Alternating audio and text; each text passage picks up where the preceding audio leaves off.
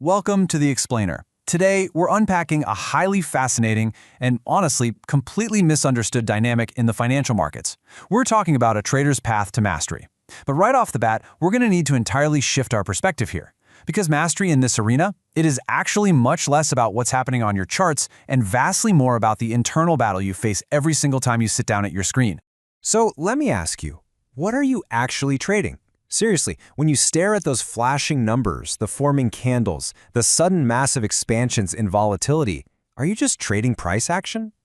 Take a second to audit your true focus, because the reality of where the real struggle lies might actually shock you. Okay, let's dive into this. Our explainer today is grounded in an incredibly insightful source document called The Trader Within, and this quote right here captures its core premise perfectly. The real market is inside you. The text points out something profound. While trading absolutely looks like a battle against the market, there's this secondary, much more intense battle happening at the exact same time. It's the battle between what you know you should do and what you actually do. So here's the map of our journey today. We'll start with 1, the real trading battlefield. 2, the knowledge execution gap. 3, confronting your inner demons. 4, the revenge trading abyss. And finally, 5, the path to mastery. Section 1, the real trading battlefield. And spoiler alert, it's not the charts. We always kind of think the fight is against institutional algorithms or some unpredictable news events, right? But the invisible clash, the one that literally drains your account, is the conflict happening right inside your own mind. The source material gives us this absolutely vital framework for trading psychology. The crucial point here is that the market is not forcing you to become emotional. It's simply a highly efficient environment that exposes the fear, greed, hope, and ego you already carry around. When your heart rate spikes, you might think you're learning about the market, but you're actually just learning about yourself. The market is just a mirror. Section 2, the knowledge execution gap, knowing versus doing. This is the painful reality check. Having the literal perfect strategy doesn't guarantee you a thing, because all that knowledge operates safely in your mind. But execution happens under extreme pressure. And under that pressure, we engage in what the source calls quiet self-sabotage. It doesn't announce itself, it sneaks in. It's missing perfectly valid setups just because you hesitated. It's suddenly bending a hard rule to accommodate a bad trade, increasing your position size out of absolutely nowhere, holding on to a losing trade just because you don't want to admit defeat, or booking a profit way too early out of pure fear. You don't lack knowledge, guys. You lack behavioral consistency. Section 3, confronting your inner demons, fear, greed, and hope. And this brilliantly illustrates exactly what we're up against. How do we close that execution gap? By confronting the specific emotions hijacking us. The market itself does not assign meaning to a movement. The trader does. A red candle is just a red candle. But on one hand, a fearful trader sees that exact same candle and instantly thinks, "Oh no, my trade is failing." On the other hand, a grounded professional trader sees it and thinks, normal volatility. Same candle. Completely different emotional response, and because of that, a totally different action. This mindset goes right down to how we view ourselves after a trade, too. When a loss happens, an amateur tends to say, "I am a failure." That is a direct identity attack. But a professional? They say, "I made a mistake." That's a behavior correction.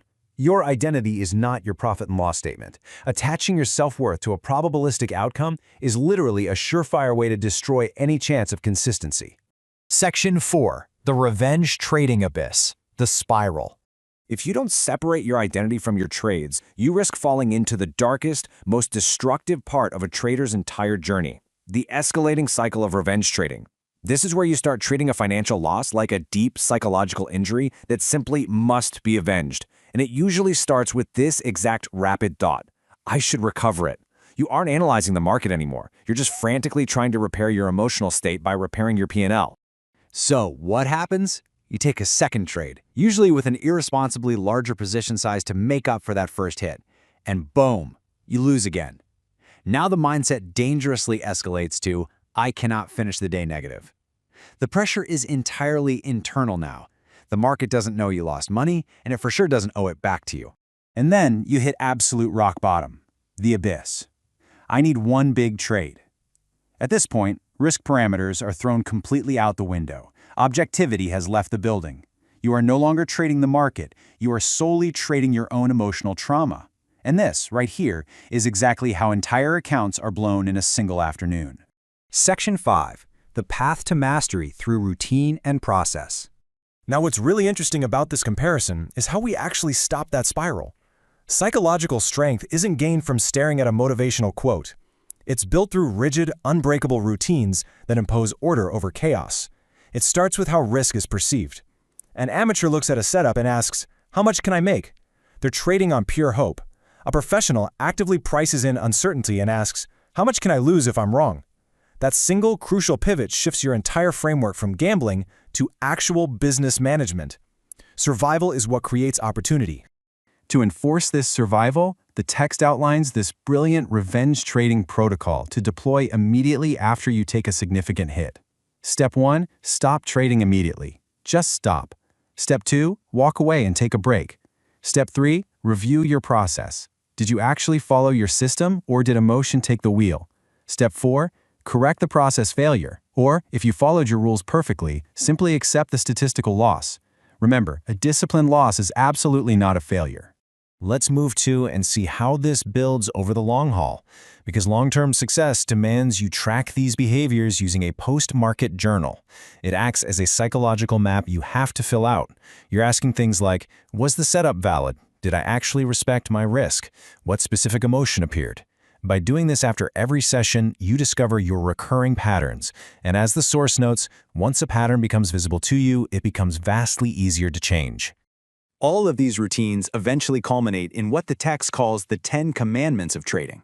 Let's hammer home the foundational 4. 1. Protect your capital first. Without it, there literally is no next trade. 2. Define your risk before entry. Never ever discover your risk after you're already in. 3. Do not confuse a loss with failure. A controlled loss is just a business expense. 4. Judge yourself by execution, not outcome, because good decisions can lose and bad decisions can just get lucky. Everything we've talked about distills down to this incredibly powerful quote. The greatest edge is the trader who can consistently execute the edge. True mastery isn't about endlessly searching for that mythical perfect indicator. It's mastering yourself so you can actually execute the strategy you already have, despite the uncertainty, despite the fear. And that brings us to our final, lingering thought for this explainer. The journey of a trader really has 2 curves. Your equity curve, which measures your money, and your growth curve, which measures your maturity. Since the market is ultimately just a mirror reflecting your discipline, your ego, and your relationship with risk, I want to leave you with this question to carry into your very next session. What is the market mirroring about you today?